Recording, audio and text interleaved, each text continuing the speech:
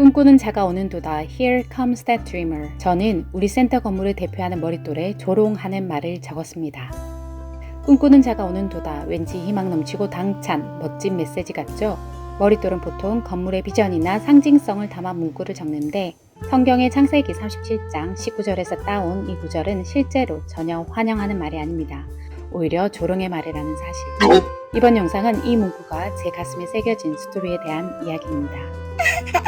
정체성을 나타내는 문구를 아무거나 할 수 없기에 상당히 고심했습니다. 자라나는 다음 세대를 위해 또 이곳을 방문하는 사람들을 위해 의미 있는 문구를 담고 싶었기 때문입니다. 그러다 성경 속 구절을 여러 개 찾았고 최종은 2개로 좁혀졌죠. 높은 꿈자리는 삼면이 산으로 둘러싸여 있는 아름다운 풍경 속 마을 끝에 위치하고 있습니다. 아침엔 갖가지 새소리에 잠을 깨고 문을 열면 풍경화가 펼쳐집니다.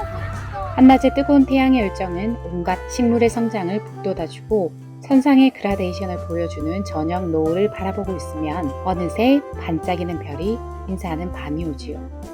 너희는 세상의 빛이라 산 위에 있는 동네가 숨기우지 못할 것이요.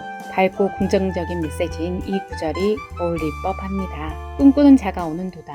이 구절은 문자 그대로 보면 희망차 보이지만 성경 속 문맥을 읽어본다면 긍정적인 내용이 아니라는 것을 금방 알 수 있는데요. 마음 한켠으로는 제 맘속에 박혀버린 이 말의 어감을 알기에 망설여졌습니다. 최종적으로 가족들의 의견을 구하기로 했죠. 이 2가지 말씀을 고른 이유에 대해 대략 설명을 해주었는데 웬걸 의외로 제가 고민하던 마음에 확신을 주듯 만장일치로 동의를 해주었지요. 포기할 수 없었던 문구, 꿈에 대한 이야기를 잠시 해볼까 합니다. 꿈하면 누구나 떠올리는 성경 속 인물이 있죠. 바로 요셉. 여러분에게 요셉은 어떤 사람인가요?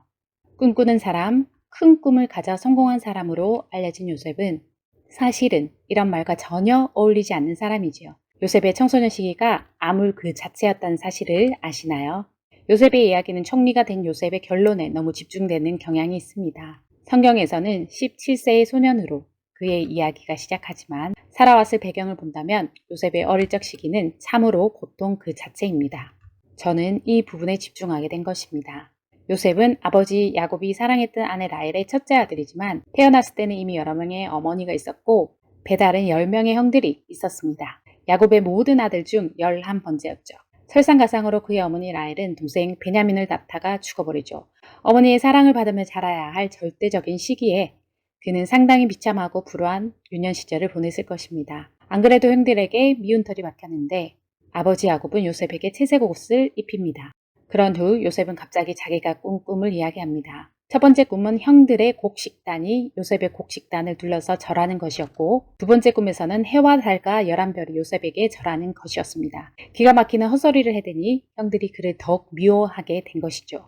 어느 날 아버지 야곱은 요셉에게 한 가지 심부름을 시킵니다. 세겜이라는 곳에서 양을 치는 형들과 양들이 잘 있는지 보고 와서 말해달라고 하며 요셉을 보내게 됩니다. 이 정도 되면 형들을 피해 가지 않을 수도 있는데 요셉은 아버지의 말에 순종하여 그리하겠나이다 라고 하며 즉시 떠나게 됩니다. 멀리서 요셉이 오는 것을 본 형들은 그를 가만둘 리 없겠죠. 결국 요셉을 죽이려고 음모를 꾸미면서 요셉을 향해 이런 말을 합니다. 서로 이르되 꿈꾸는 자가 오는도다. 자, 그를 죽여 한 구덩이에 던지고 악한 짐승이 그를 잡아먹었다 하자.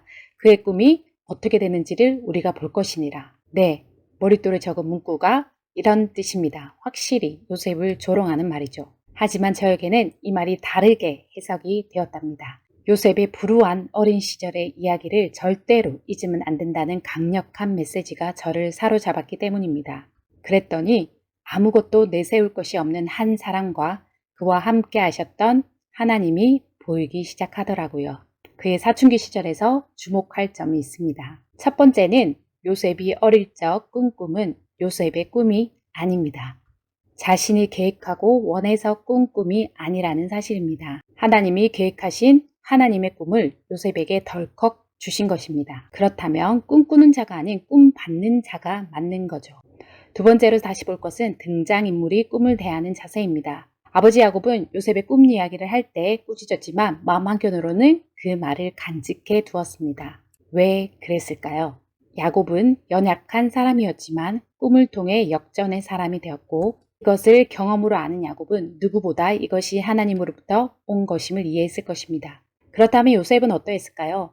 어디 하나 기댈 곳 없는 그의 삶에서 갑자기 꾸게 된 이상한 꿈이 아버지의 인생 역전 스토리에서 들었던 꿈과 비슷한 것인지 가족들에게 확인받고 싶었을지도 모릅니다.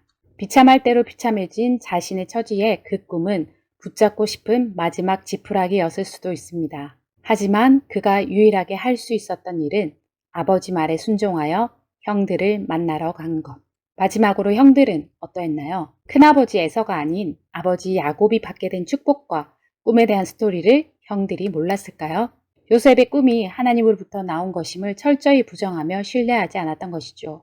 그 꿈의 성취는 요셉을 죽이면 막을 수 있다고 생각한 불신앙에서 기반한 행동인 것이죠. 하지만 다르게 생각해보면 결국 형들의 입에서 나온 꿈꾸는 자라는 명칭은 이루어질 수밖에 없는 확증이 된 셈이죠.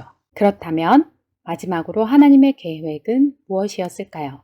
요셉을 통해 아기에 찬 형제들을 교회로, 공동체로, 하나님의 나라로 만들어가는 일입니다. 주변에 아무도 나에게 관심이 없고 혼자 외로이 지내는 사춘기 시절이었지만 그런 그에게 꿈을 보여주신 것은 혼자가 아닌 함께를 약속한 꿈이었던 거죠. 실제로 그 후 창세기 39장에 요셉이 성인이 되어가는 과정을 보면 더욱 처참하고 억울한 사항도 많지만 요셉이 확실히 알게 된 한 가지가 있습니다. 그것은 여호와께서 요셉과 함께 하셨다입니다. 창세기 39장을 가득 채운 말입니다. 그래서 꿈꾸는 자는 하나님이 함께 하시기로 약속한 자인 것이죠. 이곳은 우리나라 끝자락 전남 진도입니다. 이곳에 요셉과 같은 청소년과 함께 삶을 일구는 농촌유학센터가 있습니다. 청소년기에 자신의 정체성을 깨닫는 것은 너무 중요합니다. 나는 연약하고 할 수 없는 존재라는 것을 확실히 깨닫는 것. 그것이 우리의 정체성이어야 합니다. 요셉과 같은 무너진 마음, 비참한 순간에 아버지의 말씀에 그저 순종하는 것을 배우는 과정. 그것이 청소년 시기에 경험해야 할, 배워야 할 우리의 정체성입니다. 그것은 반대로 나는 혼자가 아닌 나와 함께 하시는 분으로 인해 내가 생각지 못한, 내가 도무지 해내지 못할 일을 해내게 될 것이란 말입니다. 내가 하는 것이 아니니까 무엇이든 가능하게 되는 것이죠. 이것이 모든 것을 할 수 있는 용기를 얻어 앞으로 전진하게 되는 원리입니다. 이 진리가 나의 나약함과는 상관없이 절대적으로 이루어질 수밖에 없는 꿈의 원리입니다.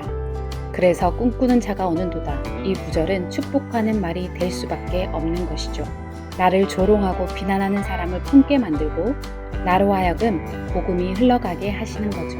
하나님 나라를 나로부터 이어가게 하시는 것을 알게 되는 청소년은 비록 불확실한 현실 앞에서도 확실한 꿈을 붙잡고 아래로는 깊이 뿌리를 내리고 위로는 그 꿈을 향해 뻗어져 나갈 것입니다.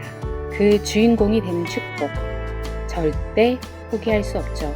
꿈꾸는 자가 오는도다. Here comes that dreamer. 하나님 만드신 대자연 속에서 우리의 작음과 그분의 크심을 배우며 그분의 섭리를 배워갑니다. 이 얼마나 기묘하고 아름다운 청소년 시기인지요.